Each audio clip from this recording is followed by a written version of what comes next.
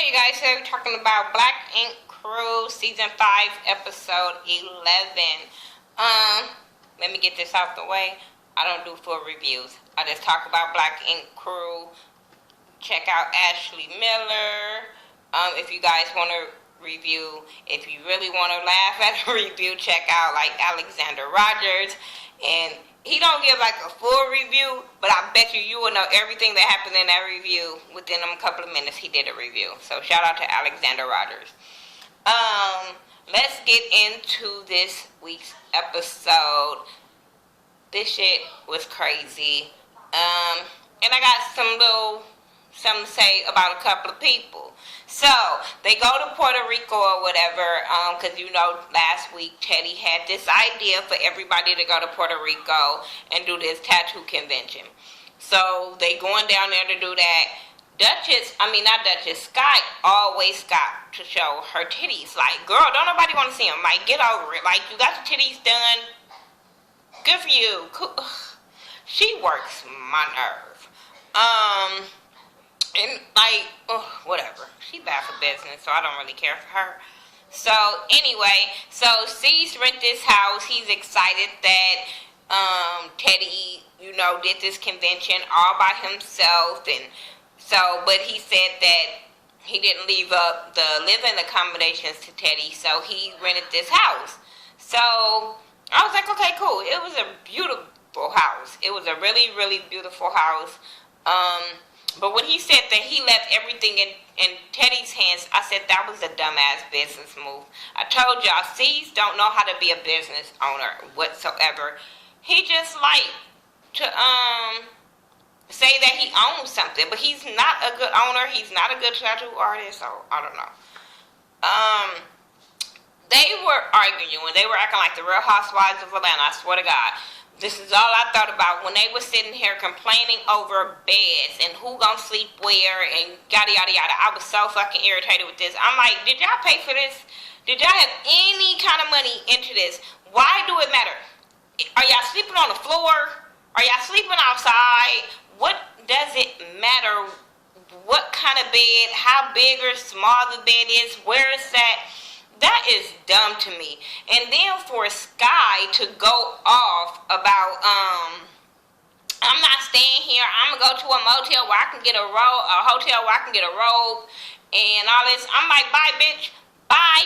You are only the receptionist. Get that right. This is a tattoo convention and you don't tattoo. So get that shit together. But no, C's had to run out there like a little punk that he is when it comes to Sky and talk her back into the house. I would have let her go. I'm sorry. But you ain't put in on this? So then he had to dictate where everybody slept and all that kind of stuff. And he gonna say, they were talking about seniority because she felt like she had seniority. I'm like, did y'all pay for this to have seniority? I don't understand that part, but okay. So he was like, I guess he said him, then Ted, then, who did he say? Sky, then the new girls, then Donna. I said Donna is always accepting bullshit from these people. You always let these people dog you the fuck out and you accept it. Now, granted, I'm like Donna, you know what I'm saying? It doesn't matter where I sleep, but I do feel like, you a tattoo artist, but them bitches are a little bit better than you. I don't know. But I do feel where Donna was coming from, like, she should have seniority over the new bitches. I'm just saying, these kid is only a receptionist. I'm just saying. So, I just didn't like how that whole, C's can say who he want to sleep where. I just was looking at him like, whatever. But I just was mad at Donna for always taking bullshit from them people and letting them talk to her any kind of way. It was just the way he did it. I just wasn't here for it. C's, what else I was going to say about him? Oh, so they all partying in the pool or whatever, relaxing that night, and then Tattoo Baby shows up. He didn't tell nobody that Tattoo Baby was coming, but they all welcomed her. Everybody is cool with her. And I'm still, once again, like, if this was Dutchess, would he be all on board of not calling her bitches and thoughts? I'm just saying. But, okay, okay, everybody move on a little bit differently, but I'm quite sure he would have been calling her all kind of names if she would have been moved on just as quick as him. But I don't have a problem with Tattoo Baby whatsoever. I'll be looking at her every time they show her. I look at her and say, bitch, run for the hills. Please run like Forrest, because they will bring your property value down. I'm just saying. So C say that because they asked her where she was going to be sleeping, and she said, well, y'all let me know, I'm your guest. And I like that about her. So C say that she can sleep in his bed. I said, well, damn. Okay. That's how you want to portray this girl that you say you like on TV. But everything went cool that night with them. Donna flirts with Tattoo Baby. She was on her, like right on right. She wanted her some Tattoo Baby, all that. Cease was getting so fucking jealous that he pushed her in the pool. Granted, I would have too, because that bitch was being very disrespectful. Bitch, you know she there with Cease. Why are you pushing up on her? So yeah, that was disrespectful. But yeah, when he pushed her in the pool, I didn't feel bad for her. Anyway, the next morning, they all at the table eating breakfast. And Ted say, Cease, you been on Instagram? He say, no. And he say, oh, you need to see this. So they pass the phone. Hold on. So, like I said, he's sending his phone down, talking. So everybody watching him send this phone down to Cease, and they looking at the phone, and they notices that it's Dutchess coming to Puerto Rico. And I'll talk about that a little bit later. But yeah, she's coming to Puerto Rico or whatever. And everybody's seeing the phone but Tattoo Baby. And I'm like, that is so fucking disrespectful. They were so disrespectful. And Cease just let it go on of them questioning him about, oh, have you talked to Dutchess? What happened? And all this bullshit that they was questioning him with. How you gonna feel about her being out here? What you gonna say to her? I'm like, are y'all serious? And he's not even shutting this shit down. He's allowing this girl to sit through this. And she's like, can somebody fill me in because I'm lost? And I'm like, this is so disrespectful on all kind of fucking levels. And then he waits for her to go to the pool and get in the pool with her to see if she good about the situation. You should have stopped that right then and there and said, this is what we not gonna do. I just felt like that was so out of line of that lady sitting right there through all of that. Anyway, after all of that, they go to the convention. If I'm missing something, I don't care. But I'll talk about other storylines after I get through this. So they go through the convention or whatever. They go to the convention and they can't get in. Because dumb ass Ted, I told y'all he's smoking. He gotta be on some bullshit. Because but I put it on both of them. I'm not gonna just put it completely on Ted. They go to the convention, can't get in, and Ted says, oh, I did the application. I thought somebody else sent it in. I thought Kitty sent it in. Kitty, like, I don't work for 113th. I work at 125th. Don't be putting that shit out on me. So I was like, okay, I like that answer with Kit. Because I was sitting there like, wait a minute, hold the fuck up. But I was looking at him like, how dumb are you? How dumb? This is why you can't be the manager, Ted. Because how fucking dumb are you to not even see that it went through? I put the application in and I thought somebody else. How dumb are you? But how dumb are you, sis? I told y'all he's a bad fucking business owner. You got on the plane and you didn't see no confirmation. Ted, you go down there and y'all didn't get no email confirmation on how y'all gonna set up, who y'all talk to when y'all get there, the guest check-in time, none of that. Y'all just show up to this convention with cameras and pink hair ass Sky. I don't know. She's so fucking loud. And I understand she's trying to get business to come to Black Ink, but I was like, bitch, I would have been looking at you like, I don't want to have no parts to this bullshit. Especially when you see other people being there professional. I would have been like, hell no, they shit might not be sterilized, hell no. But I just was like, And he goes off on Ted. Okay, cool. And he walks off with Tattoo Baby. So then they walking down one part of the Puerto Rico, and they walking down the other part of Puerto Rico. They trying to find somewhere for them to tattoo since, so it won't be a complete loss, and C's won't really kick their ass out and keep 113 closed. So they trying to figure out some other options. C's is getting mad talking about, I don't know where my crew at. I said, you left them. Why are you worried about where they at when you left them? So he's walking down. He see Dutchess.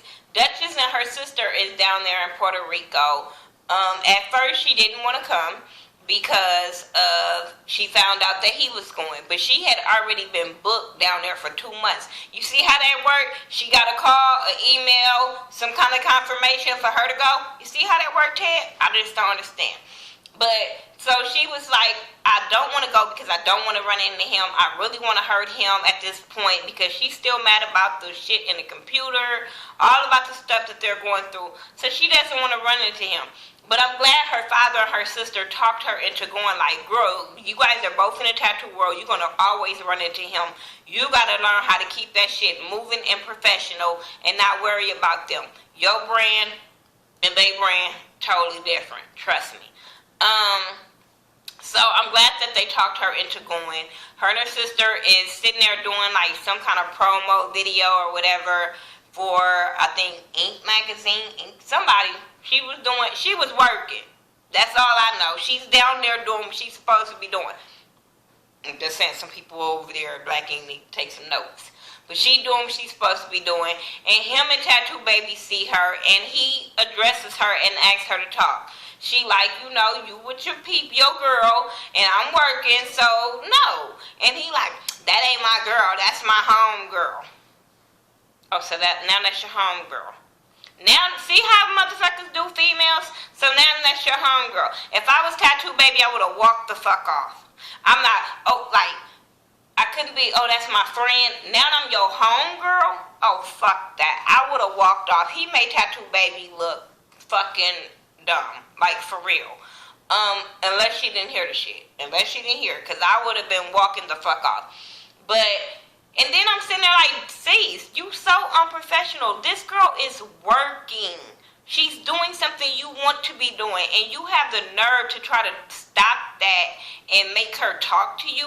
And then when she doesn't want to talk to you, you go and vent to your date. Oh, my bad, it's homegirl.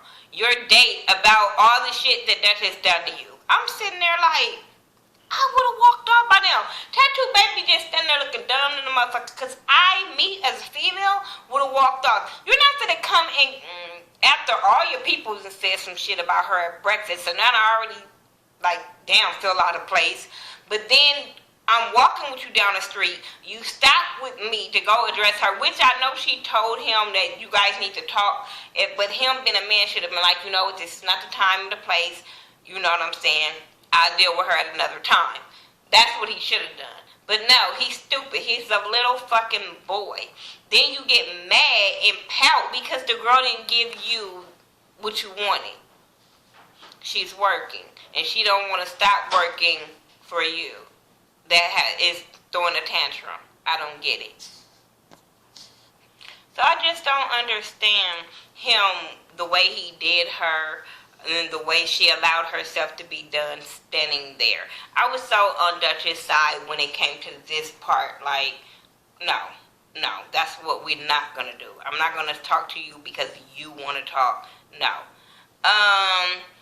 Mel and her dude was a hot ass mess. I don't like her, so I really didn't care. But I do feel like I understood where her dude was coming from, and I think she took it overboard because they were sitting there talking. I don't know what the fuck they was at. I didn't care. She was gonna miss the first part of the trip and was gonna make it to the second part.